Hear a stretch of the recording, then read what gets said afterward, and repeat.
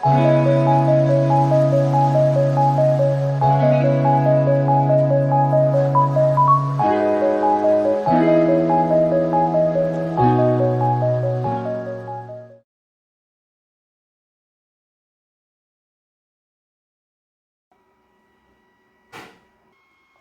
दोस्तों, फिर से स्वागत है आपके अपने यूट्यूब चैनल पे जिसका नाम है लर्न विद एडू फंडा। मैं हूं कौशल जायसवाल और दोस्तों फिर से लेकर हाजिर हूं मैं हाई कोर्ट वैकेंसी की जो निकली है इलाहाबाद, उसका प्रैक्टिस 2। इसमें दोस्तों केवल हाई कोर्ट के लिए ही नहीं, ये सुपर टेट के लिए भी तैयारी करते हो या फिर किसी भी वनडे कंपटीशन की तैयारी कर रहे हो आप, उसमें जीएस में पोर्शन में यही रहता है, एंशियंट, मेडिवल और मॉडर्न। तो सबको मैं कंबाइन करके लेकर आया है। लेकिन फोकस इलाहाबाद हाई कोर्ट के अकॉर्डिंग है, क्योंकि उसके प्रीवियस जो क्वेश्चन है उसी को मद्देनजर रखते हुए मैंने इसे तैयार किया है। तो चलिए दोस्तों आज की क्लास शुरू करते हैं। हमारा पहला क्वेश्चन है, एक मिनट थोड़ा बड़ा कर लूं। हमारा पहला क्वेश्चन है, युग्म सावधान का साक्ष्य प्राप्त हुआ है। सावधान मतलब पेयर में लाशों को दफनाने का किस हड़प्पा स्थल से प्राप्त हुआ है, जहाँ जोड़े में लाशों को दफनाया गया था? मोहनजोदड़ो से, हड़प्पा से, लोथल से या फिर रंगपुर से? बताएं दोस्तों।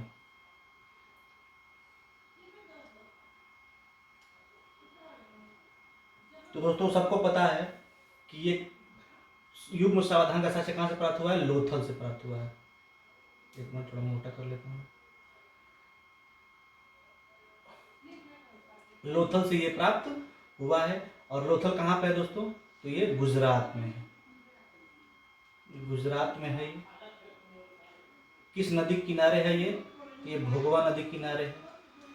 तीन बातें एकदम स्पष्ट कर लीजिए। लोथल सिंधु सभ्यता का स्थल है, यहाँ से युग्म सावधान का साक्ष्य प्राप्त हुआ है। गुजरात में है ये। और कहाँ पे है ये? किस नदी किनारे? तो भोगवा नदी के किनारे है ये दोस्तों। और लोथल में से ही और क्या प्राप्त हुआ है दोस्तों? तो लोथल से आपका गोदीवाड़ा, मतलब डक यार्ड जिसको बोलते हैं, गोदीवाड़ा भी सबसे बड़ा गोदीवाड़ा भी लोथल से ही प्राप्त हुआ है। ये आप देख लीजिएगा। हड़प्पा आपको पता ही है। और बीएस राव ने इसको, रंगनाथ राव ने इसको खोजा था। ये खोजकर्ता कौन है लोथल के दोस्तों? तो रंगनाथ राव इसके खोजकर्ता है। चार बातें इससे याद रखिएगा। लोथल गुजरात में है, भोगवा नदी किनारे है, सबसे बड़ा गोदीवाड़ा भी वहीं पे खोजा गया था। इसके खोजकर्ता कौन है? रंगनाथ राव जी हैं। तो चलिए दोस्तों नेक्स्ट क्वेश्चन चलते हैं। यज्ञ संबंधी विधि विधान का पता चलता है ऋग्वेद से, सामवेद से, ब्राह्मण ग्रंथों से या फिर यजुर्वेद से? तो यज्ञ संबंधी विधि विधानों का पता चलता है। तो सबको पता है दोस्तों कि यज्ञ संबंधी जितने भी नियम कानून है, कैसे क्या करना है, उसका सबका संगम किसमें किया गया है? यजुर्वेद में किया गया है। यज्ञों से ऐसे भी पूछ सकता है कि यज्ञ से संबंधित वेद कौन सा है? तो यजुर्वेद है। अगर पूछ ले कि त्रैवेद में कौन कौन शामिल है, तो मैंने कल की क्लास में भी बताया था कि त्रैवेद कौन कौन है? ऋग्वेद, यजुर्वेद और सामवेद। अथर्ववेद को वेदों की संज्ञा नहीं दी गई है। ऋग्वेद सबसे प्राचीन है, ये भी याद रख लीजिएगा, प्राचीन है। इसमें मंडल भी याद कीजिएगा, 10वें मंडल में क्या है, 7वें मंडल में क्या है, आपको ये सब मैंने बड़े डिटेल से बताया हुआ है। नेक्स्ट क्लास चलते हैं, नेक्स्ट क्वेश्चन पे। एक मिनट। किस शासक के शासनकाल में नेपाल में बौद्ध धर्म का गमन हुआ था? समुद्रगुप्त, अशोक, चंद्रगुप्त या हर्षवर्धन? किस शासक के शासनकाल में नेपाल में बौद्ध धर्म का गमन हुआ था? समुद्रगुप्त, चंद्रगुप्त, अशोक या हर्षवर्धन? तो सबको पता है दोस्तों कि नेपाल में बौद्ध धर्म का गमन किसके समय हुआ था? अशोक के। अशोक के समय में हुआ था। ये कहाँ गया था? लुम्बिनी में गया था। ये लुम्बिनी में ये गया था और वहीं पे बौद्ध धर्म का प्रचार प्रसार भी किया था। इसकी दो बच्चे थे, संघमित्रा और महेंद्र। उनको इन्होंने श्रीलंका, इसके दो बच्चे थे, संघमित्रा और महेंद्र। इन दोनों को श्रीलंका, कंबोडिया, इंडोनेशिया आदि जगहों पर भेजा था बौद्ध धर्म का प्रचार प्रसार करने के लिए। अशोक के समय में ही अशोक ने भी बौद्ध संगति भी कराई थी, ये भी आपको अच्छे से पता है। तो चलिए दोस्तों नेक्स्ट क्वेश्चन पे चलते हैं।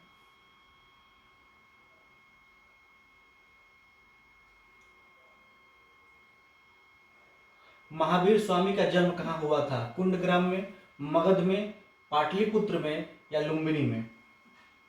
बताएं दोस्तों। सबको पता है कि महावीर स्वामी का जन्म कहाँ हुआ था? कुंडग्राम में हुआ था। ये 23वें नंबर के तीर्थंकर थे। महावीर स्वामी का जन्म कहाँ हुआ था?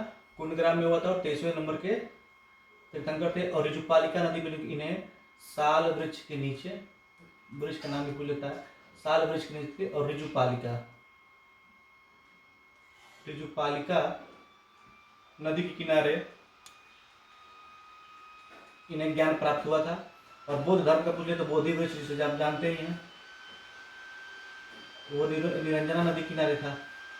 तो ये 3 चीजें हो गई दोस्तों। अगर कभी कभी ये पूछता है ऐसा कौन सा राजा था जिसने अपने आखिरी समय में जैन धर्म अपना लिया, तो कौन था दोस्तों? तो चंद्रगुप्त मौर्य था। ये इंपॉर्टेंट है, इसको देख लीजिएगा। चंद्रगुप्त मौर्य एक ऐसा शासक था जिसने अंतिम समय में जैन धर्म अपना लिया था। भद्रबाहु के साथ ये श्रवण बेलगोला चला गया था ये, और वहां पे संलेखना विधि से इसने अपने प्राण त्याग दिए थे, चंद्रगुप्त मौर्य। तो ये ध्यान देने वाली बातें थी। नेक्स्ट क्वेश्चन चलते हैं। कौटिल्य के अर्थशास्त्र में किस पहलू पर प्रकाश डाला गया है? धार्मिक जीवन, आर्थिक जीवन, सामाजिक जीवन या राजनीतिक नीतियां? तो दोस्तों कौटिल्य का एक और नाम है, आपको पता है, ये विष्णुगुप्त।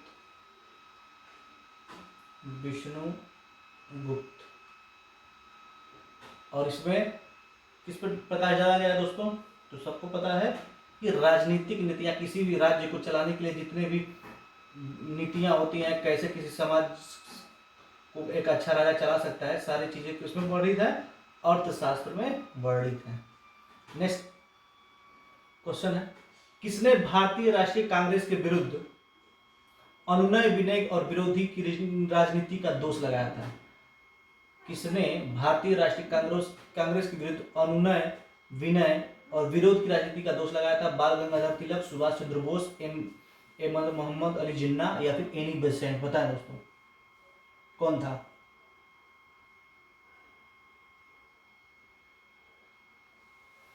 तो दोस्तों सबको पता है कि अनुनय, विनय और विरोध की राजनीति का दोष किसने लगाया था? बाल गंगाधर तिलक ने लगाया था। ये गरम दल के नेता थे, बाल, पाल और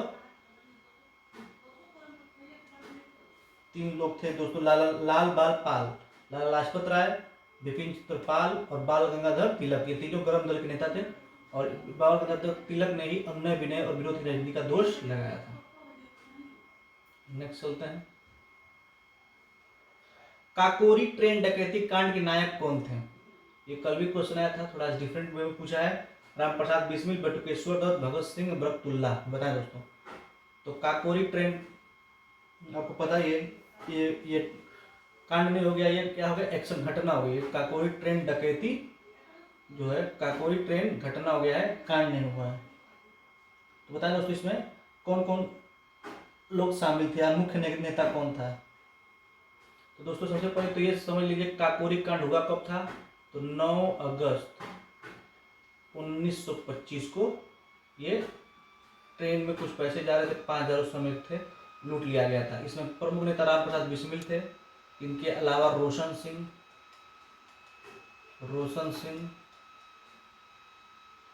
सिंह भी इनके साथी थे। अशफाक उल्ला खान भी थे। अशफाक उल्ला खान, राजेंद्र लाहिड़ी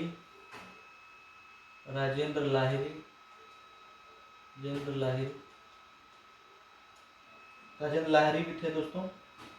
और केशव चक्रवर्ती, बनवारी लाल सहित अन्य 10 क्रांतिकारियां थे, लेकिन मेन आप याद कर लीजिए राजेंद्र लाहिड़ी, रोशन सिंह, अशफाक उल्ला खान और मुख्य नेता कौन थे? रामप्रसाद बिस्मिल थे।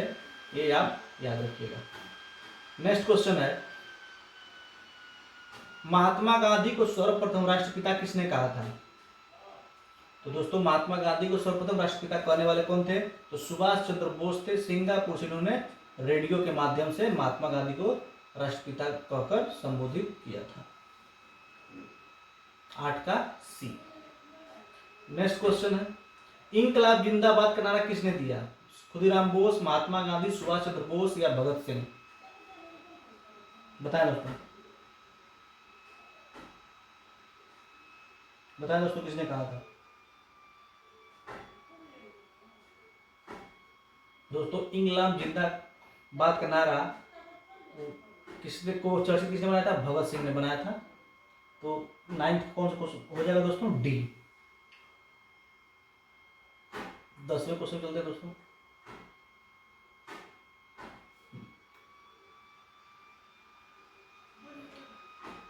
सूची 1 को सूची 2 के साथ सम्मिलित करना है। बारदोली, महाराष्ट्र, चौरी चौरा, गुजरात, यरवदा या नावखाली? कहाँ पूछ रहा है? ये राज्य जो यरवदा है या बारदोली है किस प्रांत से संबंधित है पूछ रहा है। तो दोस्तों चौरी चौरा कहाँ से संबंधित है? सबको पता है, उत्तर प्रदेश के गोरखपुर जिला में है, जहाँ पे चौरी चौरा कांड हुआ था दोस्तों, ये सबको पता है। और बारदोली कहाँ है दोस्तों? जहाँ से बारदोली, जहाँ पे सुभाष सरदार वल्लभ भाई पटेल को सरदार की उपाधि मिली थी, वो कहाँ है दोस्तों? गुजरात। फिर यरवदा, यरवदा कहाँ है दोस्तों? तो यरवदा जेल में बंद किया गया था किसको? महात्मा गांधी जी को। तो ये कहाँ है? महाराष्ट्र में।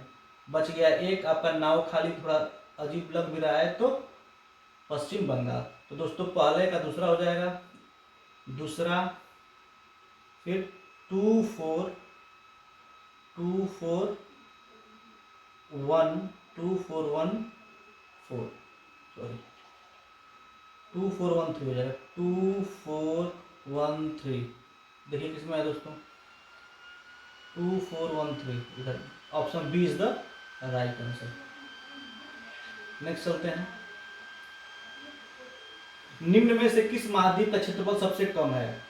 अब ज्योग्राफी शुरू हो गया दोस्तों। निम्न में से किस महाद्वीप का क्षेत्रफल सबसे कम है? अफ्रीका, एशिया, यूरोप या ऑस्ट्रेलिया? तो सबसे छोटा महाद्वीप कौन सा है दोस्तों? सबको पता है, ऑस्ट्रेलिया महाद्वीप सबसे छोटा महाद्वीप है। सबसे छोटा महाद्वीप कौन सा है दोस्तों? ऑस्ट्रेलिया महाद्वीप है, जो सबसे छोटा है और सबसे कम जनसंख्या वाला भी है दोस्तों। जनसंख्या के मामले में भी सबसे कम है ऑस्ट्रेलिया महाद्वीप। और ये कहाँ स्थित है? तो पूर्णतः दक्षिणी गोलार्ध में स्थित है। ये पूछ लेता है किधर है, तो पूर्णतः दक्षिणी गोलार्ध में है। सबसे छोटा है, क्षेत्रफल के मामले में भी और जनसंख्या के मामले में भी सबसे छोटा है। और इसी महाद्वीप के उत्तर में दोस्तों ग्रेट बैरियर रीफ और कोरल रीफ भी स्थित है। ग्रेट बैरियर रीफ पूछ ले तो ऑस्ट्रेलिया में ही उत्तर में स्थित है। चलते दोस्तों नेक्स्ट, इतना लंबा नहीं, कंफ्यूज हो जाएंगे आप। तो सबसे छोटा, सबसे क्षेत्रफल सबसे कम है कौन दोस्तों? ऑस्ट्रेलिया। सबसे बड़ा महाद्वीप कौन सा है? एशिया महाद्वीप, सबको पता है। नेक्स्ट, भारत की सबसे लंबी अंतर्राष्ट्रीय सीमा किस देश के साथ है? नेपाल, पाकिस्तान, चीन, बांग्लादेश? तो दोस्तों नेपाल, पाकिस्तान, चीन या बांग्लादेश? तो सबसे लंबी सीमा किसके साथ है दोस्तों? बांग्लादेश के साथ। उसके बाद से चीन के साथ, और सबसे कम किसके साथ पूछे तो दोस्तों? तो अफगानिस्तान के साथ। अफगानिस्तान के साथ सबसे कम है, मात्र 196 किलोमीटर शायद है। चीन, बांग्लादेश के बाद से चीन का नंबर है, उसके बाद से पाकिस्तान, नेपाल, 5 राज्यों से हमारी सीमा म्यांमार से भी बनाती है हमारी सीमा दोस्तों। सबसे पहले बांग्लादेश सबसे ज़्यादा है, तो सबसे लंबी अंतर्राष्ट्रीय सीमा किस देश से बनती है दोस्तों? तो सबसे लंबी अंतर्राष्ट्रीय सीमा किस देश से? बंगाल से बनती है। इसकी राजधानी कहाँ है? ढाका। छोटा नागपुर पठार की सबसे ऊंची पर्वत चोटी है? धूपगढ़, पारसनाथ, महाबालेश्वर और पंचमढ़ी? छोटा नागपुर, बताएं दोस्तों। छोटा नागपुर, बताएं। छोटा नागपुर पठार की सबसे ऊंची पर्वत चोटी है, बताएं। धूपगढ़ है, पंचमढ़ी है, क्या है? तो दोस्तों छोटा नागपुर पठार की सबसे ऊंची चोटी कौन सी है? पारसनाथ। पारसनाथ सब चोटी है जो कहाँ पे है दोस्तों? झारखंड के, झारखंड के गिरिडीह, गिरिडीह पर्वत, गिरिडीह जिले में स्थित है। ये गिरिडीह जिले में स्थित है। कौन? पारसनाथ चोटी, जो कि जो कितना मीटर ऊंचा है दोस्तों? कभी कभी पूछ लेता है तो 1350 मीटर ऊंचा। महाबलेश्वर दोस्तों, इससे याद हो जाएगा कि कृष्णा नदी का उद्गम कहाँ है? महाबलेश्वर, महाराष्ट्र। धूपगढ़ आपको पता है दोस्तों, धूपगढ़। तो नेक्स्ट चलते हैं दोस्तों। भारत का सबसे ऊंचा नदी बांध कौन सा है? भारत का सबसे ऊंचा नदी बांध कौन सा है? हीराकुंड बांध, टिहरी बांध, भाखड़ा बांध और सरदार सरोवर बांध, बताएं दोस्तों। दोस्तों उत्तराखंड में टिहरी बांध जो है सबसे ऊंचा बांध है, जो भागीरथी नदी पर बना है। कहाँ पे है दोस्तों ये? तो उत्तराखंड में है और भागीरथी बांध पे, भागीरथी नदी पे बना है। बांध सबसे ऊंचा नदी बांध कौन सा है दोस्तों? टिहरी बांध है, उत्तराखंड में है, भागीरथी नदी पे बना है। स्पष्ट है? इतना समझ में आ गया होगा। चलिए नेक्स्ट चलते हैं दोस्तों। और दोस्तों सबसे लंबा बांध पूछ लेता है, तो सबसे लंबा बांध कौन सा है? हीराकुंड बांध है, जो उड़ीसा में है और महानदी पे बना है। महानदी पर बना है सबसे लंबा बांध। सबसे ऊंचा बांध टिहरी बांध उत्तराखंड में भागीरथी नदी पर है, और हीराकुंड बांध है सबसे लंबा बांध है, उड़ीसा में और महानदी पर बना है। उम्मीद है आपको इतना समझ में आ गया होगा दोस्तों। नेक्स्ट चलते हैं। सूची 1 को सूची 2 से सम्मिलित कीजिए। उष्णकटिबंधीय अर्ध पर्णपाती वन कहाँ पाए जाते हैं? उष्णकटिबंधीय शुष्क पर्णपाती कहाँ पाए जाते हैं? अल्पाइन वन कहाँ पाए जाते हैं? या फिर उष्णकटिबंधीय सदाबहार वन कहाँ पाए जाते हैं? बताएं दोस्तों।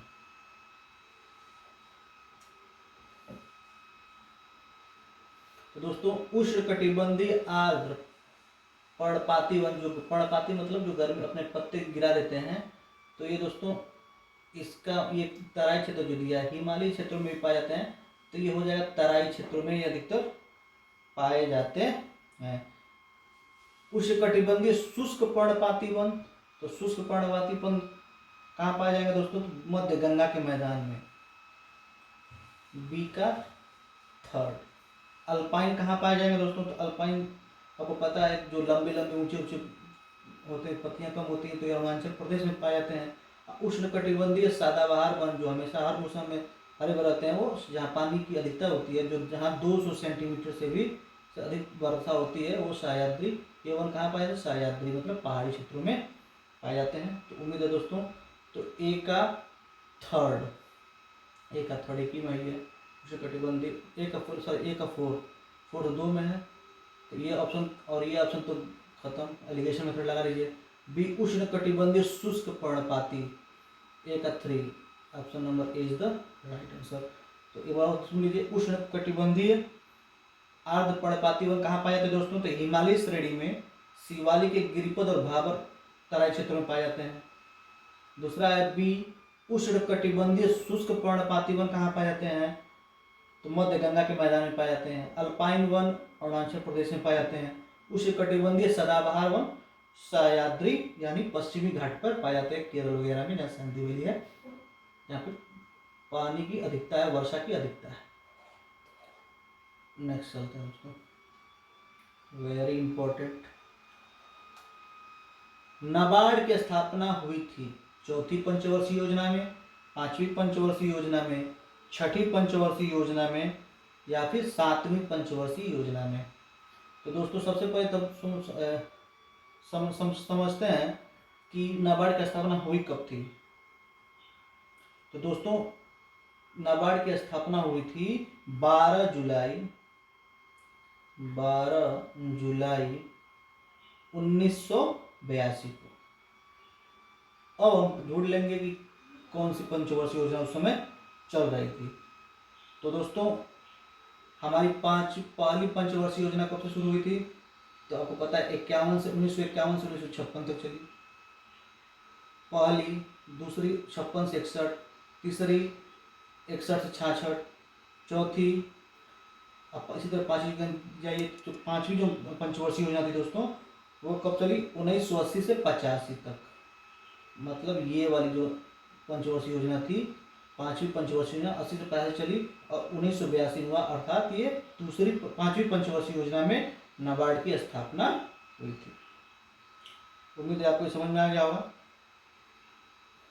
ये नाबार्ड मतलब होता है ये ग्रामीण बैंक, ग्रामीण लोगों को लोन देने के लिए खोली गई बैंक है ये।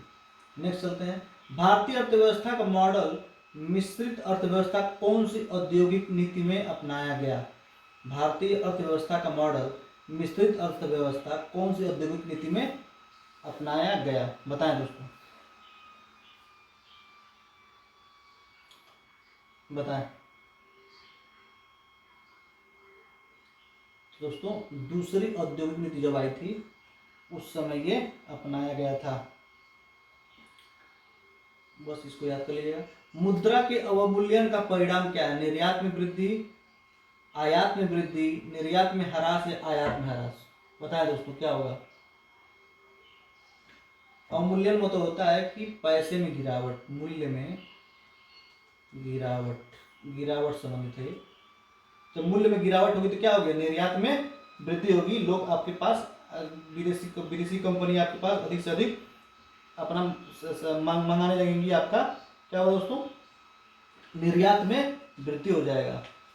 निर्यात में इससे वृद्धि हो जाता है, इसीलिए मुद्रा का अवमूल्यन सरकार करती है। जैसे 1992 में मनमोहन सिंह ने किया था, लिबरलाइजेशन प्राइवेटाइजेशन वाले नीति अपना के। नीति आयोग का प्रथम उपाध्यक्ष था अरविंद पनगड़िया, अमिताभ कांत, सिंधुश्री या फिर राजीव कुमार? बताएं दोस्तों। तो दोस्तों नीति आयोग के प्रथम उपाध्यक्ष कौन थे? अरविंद पनगड़िया। कौन थे? अरविंद पनगड़िया। प्रथम उपाध्यक्ष कौन थे ये? अरविंद पनगड़िया थे। 2015 में इन्हें नियुक्ति दी गई थी। और वर्तमान उपाध्यक्ष इसमें बता देंगे दोस्तों कौन है? तो सुमन बेरी है इसके वर्तमान में उपाध्यक्ष। वर्तमान पूछ लेता है तो सुमन बेरी इसके वर्तमान उपाध्यक्ष हैं। और सीईओ पूछ लेता है इसका तो परमेश्वरन अय्यर।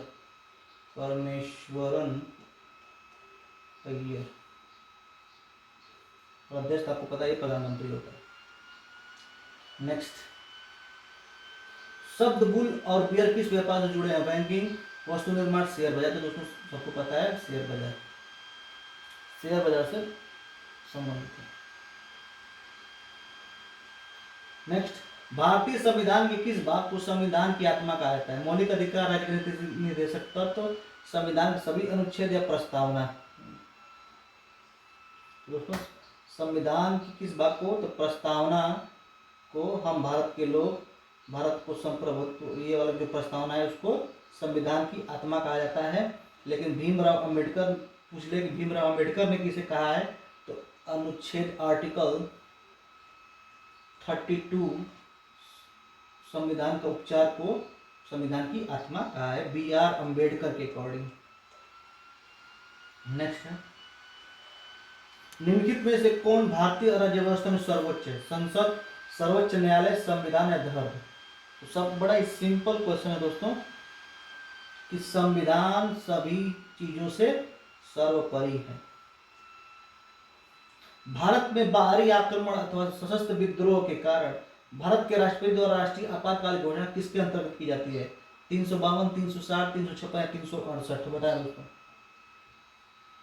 किसके अंतर्गत की जाती है? दोस्तों 352 के अंतर्गत आपातकाल लगाया जाता है। चारों आपातकाल है दोस्तों, लेकिन सशस्त्र विद्रोह और बाह्य आक्रमण के लिए 352 लगता है। बाह्य आक्रमण के लिए 352 लगता है। नेक्स्ट चलते हैं दोस्तों।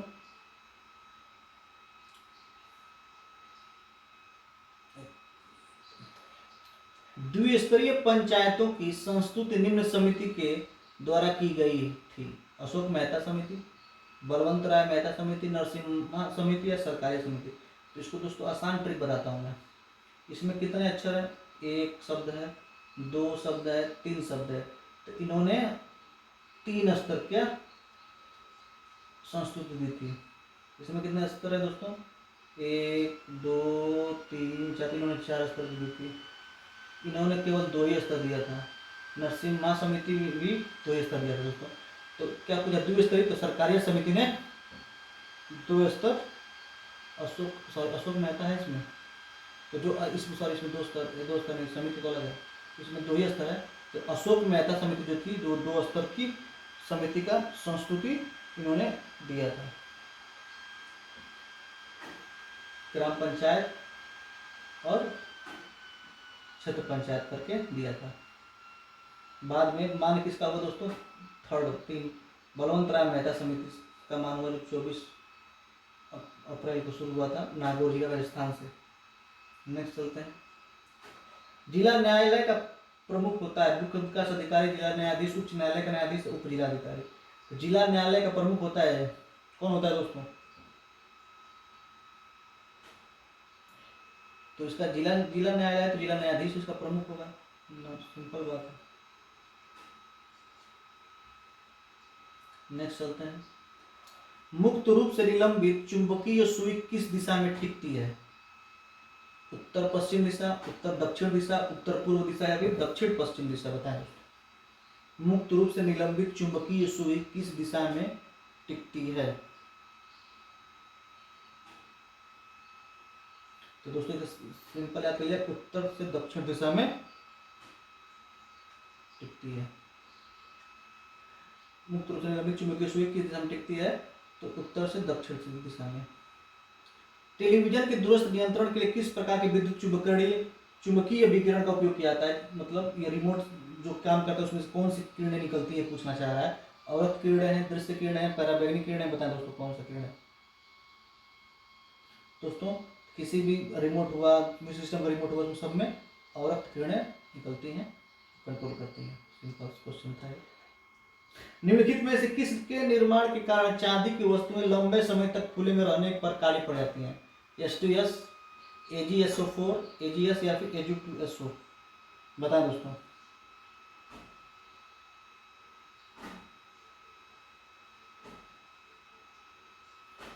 बताएं दोस्तों।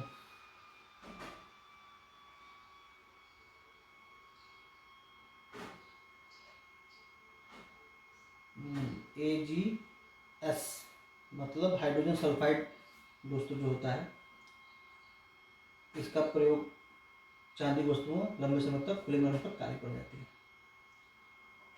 रबड़ को वल्कनीकृत करने के लिए प्रयुक्त तत्व है सल्फर, सिलिकॉन, ब्रोमीन या फास्फोरस? रबड़ को वल्कनीकृत करने के लिए प्रयुक्त तत्व है सल्फर, सिलिकॉन, ब्रोमीन या फास्फोरस? बताएं दोस्तों। याद कीजिएगा सल्फर। न्यूमोनिया रोग मानव शरीर किस अंग को ग्रसित करता है? आंत, यकृत, अस्थि या फेफड़े? तो दोस्तों फेफड़े को प्रभावित करता है, जिससे सांस नहीं ले पाते लोग। और अब ये पूछते दोस्तों कि आंत अल्सर जो रोग होता है इससे प्रभावित होता है आंत। उम्मीद है दोस्तों ये क्लास पसंद आई होगी, और क्लास पसंद आई हो तो लाइक करें, शेयर करें, सब्सक्राइब करें। मिलते हैं नेक्स्ट क्लास में, तब तक के लिए पढ़ते रहें। धन्यवाद।